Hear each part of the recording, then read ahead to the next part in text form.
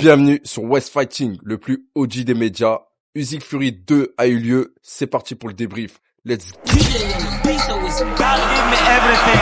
Alhamdulillah.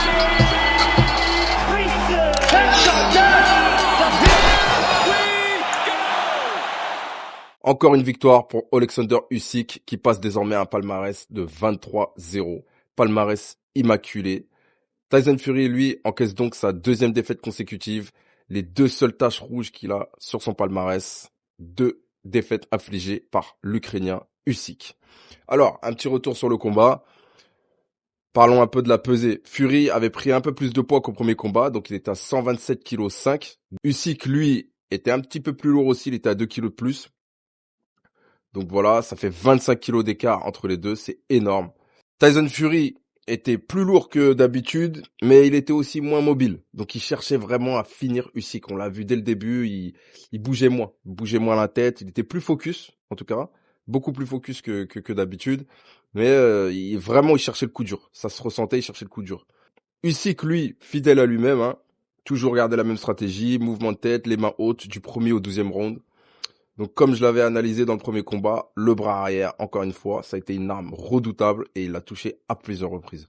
Donc il a géré intelligemment le combat, hein, avec des accélérations par moment. Il a pour moi remporté la plupart des rounds.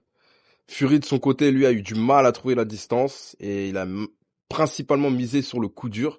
C'est pas son style habituel. D'habitude, on a l'habitude de voir un Tyson Fury qui a une palette technique assez large. Il est capable de mettre un uppercut, des crochets dans tous les sens, des jabs, retrait du buste, bras avant, bras arrière. Il peut se mettre en gaucher, il peut se mettre en droitier.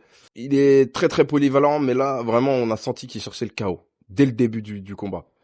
Voilà, et j'ai trouvé qu'il a eu beaucoup de mal à trouver sa distance. Il est passé un moment de temps dans le combat, hein. Il a switché, hein, il s'est mis en gaucher. Il l'a fait juste pendant un round. Il est repassé en droitier après dans la suite du combat. Usyk remporte le combat par décision unanime. Pour moi, c'est une décision très logique. Mais j'ai quand même flippé. J'ai quand même flippé parce qu'on connaît les décisions douteuses, hein, en boxe. On sait que il peut y avoir des douilles. J'ai flippé, mais au final, non. Ça a été respecté. La plupart des juges, il me semble, ils ont mis 116 à 112, donc 4 rounds de plus pour Usyk. Voilà. Euh, Après, voilà, je me suis dit, ça restait quand même un combat qui était quand même serré. Il y a pas eu de mise à terre, il y a pas eu vraiment de round où l'un a été ébranlé. Donc je me suis dit, on sait jamais, il peut y avoir une douille. On sait jamais. Il y a une question pour le business, ils peuvent mettre une victoire pour Fury, histoire de faire un troisième combat, histoire de faire encore plus de thunes. Au final, non. Donc c'est cool. Bon, pour moi, il n'y a pas eu photo, hein. Usyk était clairement au-dessus. J'ai vu que Fury, il a déclaré qu'il était pas d'accord du tout, que selon lui, il avait gagné de 2-3 rounds de plus. Moi, je sais pas qui a vu ça. J'aimerais bien, donnez-moi votre scoring. Mais j'ai vu qu'il y a plusieurs personnes aussi qui ont déclaré ça. Il me semble Eddie Hearn, Frank Warren. Bon, Frank Warren, c'est son promoteur, donc c'est pas étonnant. Mais ils ont déclaré que oui, ils voyaient Fury gagnant. Franchement, moi, je vois pas du tout Fury gagnant. Donnez-moi votre avis, vous, ce que vous en pensez. Quel avenir maintenant pour Tyson Fury? Eddie Hearn voudrait un combat Fury-Joshua. Honnêtement, pour moi, ce serait vraiment la meilleure des choses à faire. Fury-Joshua, ce serait une dinguerie. Vraiment une dinguerie. En direct de Wembley. Au stade de Wembley, Fury Joshua, un combat britannique, 100% britannique, ce serait une folie. On avait eu Dubois, Joshua qui était à 96 000 personnes. S'il y a une possibilité de faire Joshua Fury, il pourrait largement dépasser les 100 000. À voir si c'est faisable ou pas. Je pense que c'est un bon combat pour les deux. Les deux restent sur des échecs. Ce serait une bonne opportunité pour les deux de redorer leur blason. Parce que Fury qui avait été invaincu jusqu'ici, il est tombé sur un os, donc il a perdu à deux reprises consécutives. Voilà, faut qu'il se refasse. Joshua, c'est pareil, il s'est fait humilier par Daniel Dubois. Daniel Dubois qui va combattre maintenant contre Joseph Parker. Donc il y aura pas de revanche, en tout cas pas tout de suite. Joshua Fury, ce serait le combat que tout le monde veut, il me semble. N'hésitez pas à me donner votre avis sur ça aussi. Quel avenir pour Alexander Usyk? Usyk a fini le game. Il a fini le jeu pour moi. C'est vraiment le GOAT aujourd'hui de la boxe en poids lourd. Il a montré que c'était lui le boss, champion olympique. Il a balayé tout le monde sur son passage chez les cruiserweights en battant des noms, des sacrés noms importants comme Tony Bellew, Meris Bredis, Michael Hunter, Mourad Gassiev. Il passe chez les poids lourds. Pareil, il balaye tout le monde sur son passage. Derek Chisora, Anthony Joshua, 2 fois. Et il l'a battu à plat de couture. Daniel Dubois, par KO. Fury maintenant, qui était vraiment le boss des poids lourds. D'ailleurs, Fury, il a esquivé longtemps Usyk. Rappelez-vous, il a esquivé pendant très longtemps. Il l'a battu 2 fois, lui qui avait jamais perdu. Bientôt 38 ans, Usyk, honnêtement, il a plus rien à prouver. J'ai vu Daniel Dubois qui est venu à la fin du combat pour essayer de demander une revanche. Il l'a coupé pendant son discours de victoire. Mais honnêtement, moi, je vois personne battre Usyk aujourd'hui, en tout cas chez les poids lourds. Qui? Vous voyez qui? Si vous voyez quelqu'un le battre chez les poids lourds, j'aimerais bien savoir qui. Il y a qui maintenant? Si on regarde le classement, attendez, on va regarder le classement BoxRec.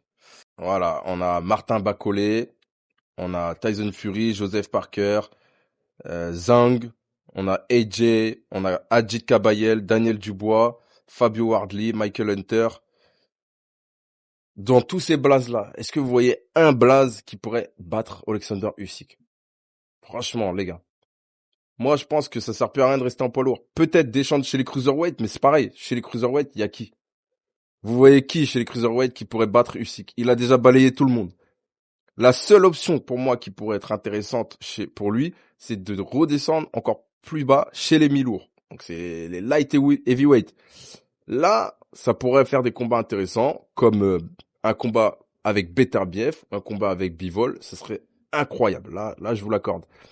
Mais n'oubliez pas qu'il a 38 ans. Beterbiev, lui, va avoir 40 ans l'année prochaine. Ils avancent dans l'âge. Beterbiev, Bivol, il y a déjà leur combat qui doit arriver là en 2025. Pour moi, je pense qu'Usyk devrait faire encore un dernier combat, allez, 2 derniers combats. Peut-être une revanche face à Daniel Dubois, mais je vous le dis honnêtement, je vois aucunement Daniel Dubois passer. Même s'il y a eu la polémique vis-à-vis du coup bas, moi je vois pas du tout Dubois passer. Peut-être un combat contre Bacolé ou Zhang ou peut-être Ajit Kabayel. Mais pour moi, je vois personne battre Usyk. Si Tyson Fury ne l'a pas battu, pour moi, c'était le seul qui pouvait peut-être prétendre à le battre. Même si moi, j'avais déjà misé sur Usyk. Hein. Mais honnêtement, Usyk, vraiment, il a mis tout le monde d'accord. Je pense qu'on est tous d'accord là-dessus. Et vraiment, c'est un combattant phénoménal. Il est humble, il parle pas beaucoup. Franchement, il a une discipline. C'est magnifique à voir, ça fait plaisir. Il respecte ses adversaires. Il a une hygiène de vie qui est propre. C'est un mec, on l'entend pas, il fait pas de frasques. On l'entend pas dans des dramas, dans des histoires de ouf avec des go ou quoi que ce soit. Ou faire des dingueries avec la justice. Franchement, vraiment, c'est un exemple à suivre, Alexander Usyk. Et il a tout balayé sur son passage. Et en amateur aussi, attention. En amateur, il avait déjà un sacré palmarès en amateur. Pour moi, ce mec-là, c'est le patron aujourd'hui, clairement, de la catégorie poids lourd et incontesté. Le patron incontesté. Et je pense qu'on est tous d'accord sur ça. Maintenant, voilà. Donnez-moi votre avis. Qu'est-ce que vous avez pensé du combat? Qu'est-ce que vous pensez ensuite, la suite pour les deux combattants? N'hésitez pas à me donner votre avis. Quel avenir vous voyez pour les deux combattants? Est-ce que vous aimeriez bien voir Anthony Joshua vs Tyson Fury? Est-ce que vous aimeriez bien voir Usyk combattre encore et contre qui? Ou descendre peut-être chez les cruiserweight? Donnez-nous votre avis. Merci de nous avoir suivis. N'oubliez pas de vous abonner et d'activer la cloche. C'était West Fighting, le plus OG des médias. Let's get it. Period.